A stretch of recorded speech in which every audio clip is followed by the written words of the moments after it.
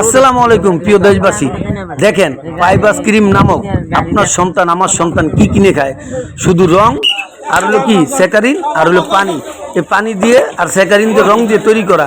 আজকে চাঁদপুর পুরান বাজারে ম্যাজিস্ট্রেট ভাই অভিযান দিয়ে এই দোকানটার থেকে বের করা হয়েছে।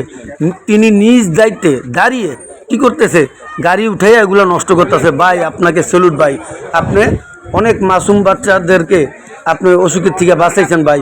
আপনার মতো ম্যাজিস্ট্রেট যেন চাঁদপুরে দীর্ঘদিন থাকে ভাই।